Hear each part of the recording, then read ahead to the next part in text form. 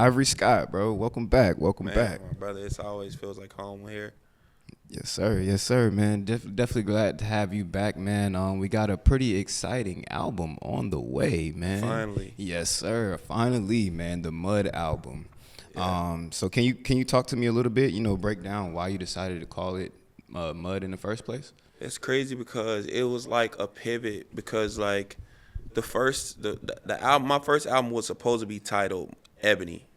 I dropped my EP before Ebony, and it was really gonna be just a project for the black woman. You know what I'm saying? And I got so much reception like from records like Real and 99 Times that we pivoted because I felt like I think we talked about this before about me transitioning to becoming from a songwriter to an artist. Yeah. I always felt like it had to be the right time or the world had to need a Ivory Scott, in order for me to do that. And I just felt like the world, wanted that, motivational side of me for my first project. Yeah. And, I'm from the mud, you know what I'm saying? I grew up on the south side of Chicago. You know what I'm saying? I'm a prime example of turning dirt to diamonds. And I felt like, so many people's just like digging into the comments of like even Real, people saying, the song stopped them from killing themselves. Yeah. Like saying like, I needed this on this day. And I just, I always, if you look at any of my interviews or anything, I always want to be, motivation to somebody that's come from nothing. So that's what this project is. It's a bunch of motivation, in different forms, whether it's relationship goals or just in life, making it. So it started off, the initial concept was M.U.D motivation, but we shortened it to M.U.D, and Word. that's the project. Okay, that's a bet. So let's dive into that, that before Ebony aspect of it all, because like you said, Real was one of those songs that gained a lot of reception from the community, from your fans, and people that probably didn't know who you were as an artist, right? Right. So it's just like that transition, like what did that look like from your scope? Okay, like was that a confidence boost to see the reception of Real and then keep you going down this lane, or was it like, okay? I mean, I feel like anytime you receive gratification for something that you work hard at, it feels like, okay, I'm doing the right thing.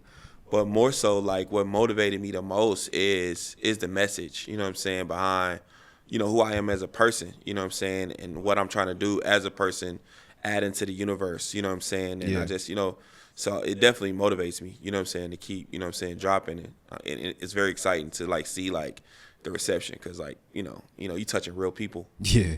For real. Definitely. And then just to dive into 99 Times before we, go back into the project, what was the vibe for you in the studio, or like what was the concept behind putting that track together itself? Man, honestly, it was one of them days like where it's so crazy because like people think like when you get success, you just don't have bad days. When you get money, you don't have bad days. But man, like it was one of them days where I was just really having like not a good day. You know what I'm saying? And I was just sitting in the studio and I was really like unmotivated. You know what I'm saying? And, I feel like I've quit like, a million times, before even getting successful. And that was the mode that I was in. Like, you know what I'm saying? I was just like, man, but I thought about all the times that, what I'm saying, I fell and I got up and I just, was so grateful to God that, I kept, getting up and kept chasing. And I feel like we all do that. You know what I'm saying? We all quit. We all want to quit. We all find those days where we feel like things ain't going to fold out the way we might want them to fold out. But you got to get up on that 100th time, you know? I reference that song a lot to this meme that I see on the internet a lot of like this guy, he's like digging a hole. And like he digs almost to where his goal is, and it's just a little bit of sand left, and he quits. And then somebody comes behind him and just shovels one time, and then there's his treasure. So you got to get up that 100th time. As long as God's waking you up, putting breath in your body, you got to strive for something bigger than yourself.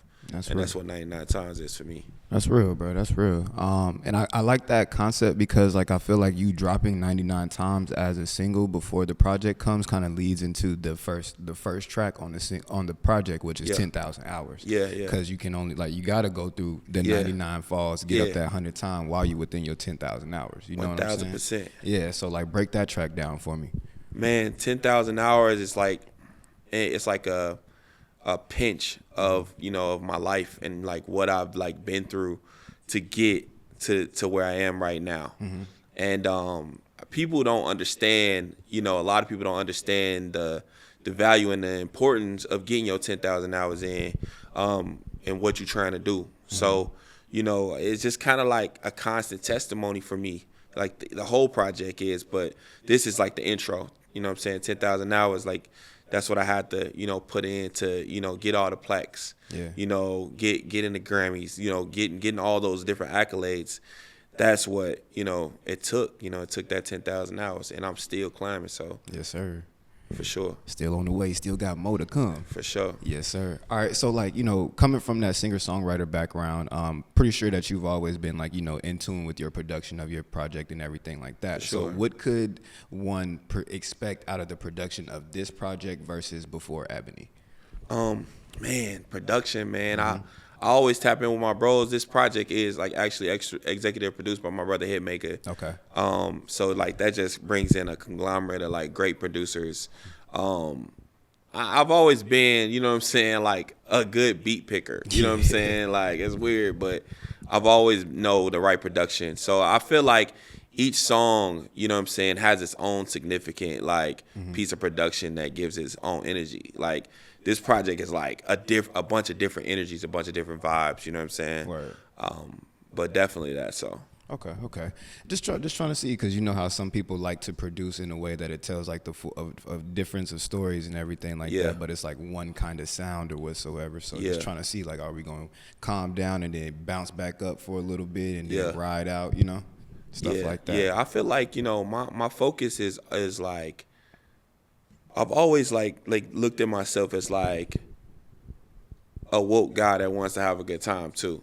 You know, I never like, you know, I'm conscious, but I'm never too conscious for the room. You know what I'm saying? Yeah. And that's what I want my music to be. You know what I'm saying? I want humor in my music. You know what I'm saying? I want to get a laugh out of a line. You'd be like, damn, why would you say that? You know what I'm saying? And so like I'm driven off of that. You know what I'm saying? So. Okay, that's a bet. So, like, all right, let's break down a couple of the tracks. The one that I'm really interested in, though, is Family Hero. Yeah, talk to me about that one. Definitely one of my favorites. You know what I'm saying? Like, you know what I'm saying? Where I come from, man, like, most never leave. Yeah. You know what I'm saying? And, you know, I still, you know, have family, you know, in Chicago, back home, you know what I'm saying, that, you know, somebody got to put the cape on for the family. Yeah. You know what I'm saying? Like, you know, with the position that we've been put in, you know, as black men, you know what I'm saying? It's like, it's hard to climb out. You know what I'm saying? Most of us don't climb out. We have to like lead to like selling dope or like, you know, doing something strenuous, you know, risking your life to be able to make a living and feed your family. So, you know, God has given me the gifts, you know what I'm saying, to be able to open doors for people in my family, and not even just my family, like people around me, you know what I'm saying? So, like, I always look at myself as a family hero. Somebody needs one. And so that's really where that song came from, for real. And that's real. That's real. If I could ask you one question just to kind of spin off of that, like, how do you balance that, you know, that family aspect, or that being able to pass off your blessings, like, as, like, keeping it from, like, turning itself into a burden? Yeah, 1,000%. I feel like the important thing with that is not to create the room for the family member or whatever. It's to create opportunity. You know, I feel like, you know, you got to put people in position opposed to like taking care of them or whatever. You got to put people around you in position to succeed in their own light. Yeah. You know, so it's not so much of a burden on you. Definitely. Okay, I understand. All right, the next track I want to jump into, man, is Believe. Yeah, talk to me about that one. Definitely my favorite. Man, look, like, you know, in order to like honestly make it anything, no matter how good you are, you got to become your biggest believer.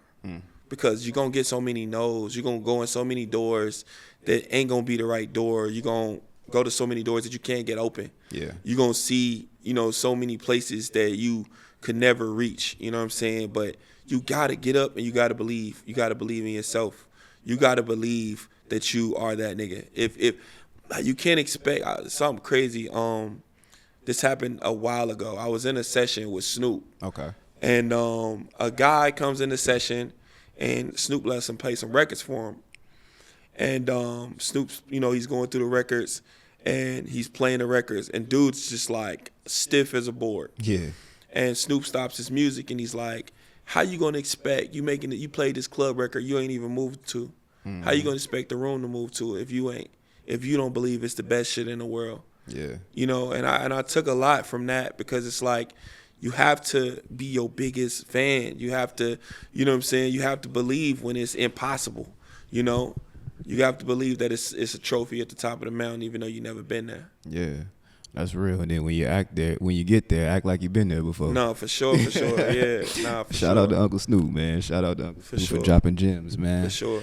All right, so another track that I do want to talk to you about, two more that I want to talk about. The first one is Money Munyans. Yeah, talk to me about that one. Man, listen, I think that record is self-explanatory, honestly. You know what I'm saying? Yeah. Like, you got to get some money, man. You got to, like, money takes the hanks off, and it takes the stress off of what you love. Mm-hmm. It's like, if I was so stressed out about writing songs, about creating music, then how can I really catch the vibe and really have a good time? Yeah. So, go get you some money. Like, it's like, I see a lot of women, like, in relationships, Mm-hmm. you know what I'm saying, that they don't even want to be in because of the money. Mm-hmm. You know what I'm saying? Like, so it's like, man, go get you some money. Put yourself in position as a businesswoman, Yeah. you know what I'm saying, so that you could choose your fate, you know what I'm saying? And like I say a line in there, you know what I'm saying, like, get you some money before you have to love a nigga that's ugly, you know what I'm saying? Like, it's so true, because it's like a lot of women are just like, man. Yeah. And a lot of dudes is selling out on tax season too, so. Definitely selling out on tax season. Y'all be careful out here, man. Go get you some money. For real. Go get you some money. All right, the last track I do want to touch on is My Mind with Queen Naja. Yeah, talk to me about that one. I love that record. I feel like, when I did that record, man, I swear, dude, I was like, I need to get Queen on this record. Yeah. Like, when I literally came out the booth, I was like, this record is a perfect fit for Queen. And I texted her, and I was like, I need you on one. She was like, no problem. Like, Queen was like one of the first artists that were really like pushing me to be an artist. Word. Because I honestly, man, I would be in sessions and songwriting and just having so much fun that I did not care about being an artist, bro. Like, I just, I didn't care to. Like, I wasn't striving like, man, I want to be the person singing this song. Yeah. But she was one of the first artists that was like, man, you tripping. You need to drop. You know what I'm saying? Yeah. And like, the rest is like, That's history. showing right now. That's cold though. That's cold. So like, from your peers, how have they been responding to you? Like, any genuine messages or anything like that they've said to you directly, like based off of the drops of Real, 99 Problems before Ebony and stuff like that. Yeah, Like, man, I've been getting so much love, bro. Honestly, bro. Yeah. It's like, I get a little like, what I'm saying, pushback from like producers that I work with, because I ain't tapping in on other artists' music so much, where they like, man, come on, man, do these sessions, and I just be so tapped into my own project. yeah.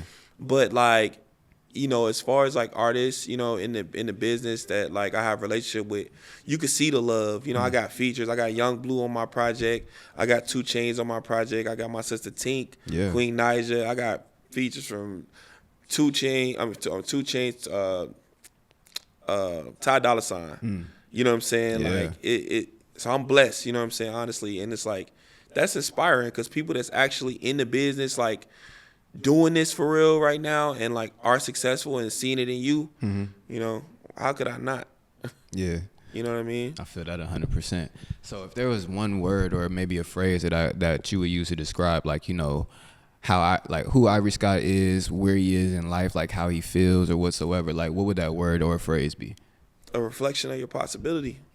Reflection. You know what I'm saying? Like, I always want to be the voice of the blue collar. You know what I'm saying? People that are out here, you know what I'm saying, working their ass off, trying to make a living and going through shit, and need something to be inspired by. Yeah.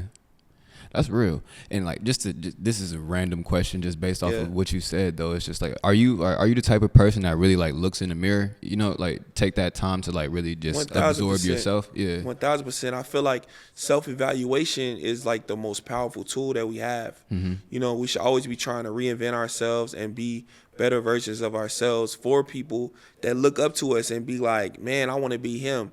I don't want a kid to be like, I want to be Ivory Scott, but Ivory Scott ain't who Ivory Scott need to be. Word. You know what I'm saying? So like, yeah, I'm always like self-evaluating myself, and because I'm a firm believer in what you give the world is what you give back, get back, and that's who I am. So hell yeah, like I definitely look in the mirror. That's real. That's real. Well, there it is, y'all, man. If you ever question it, man, just take that time, look yourself in the mirror, and 1,000%. really know what's up with yourself before you move forward, man. For sure, you gotta look in the mirror and see the person you want to see. Yeah. That's how you become. Got to be happy with it. But man, I appreciate you, dog. Anytime you want to come down to the A, you already know that we got you, You bro. already know, man. Feel like home every time. Yes, sir. All right, that's a bet.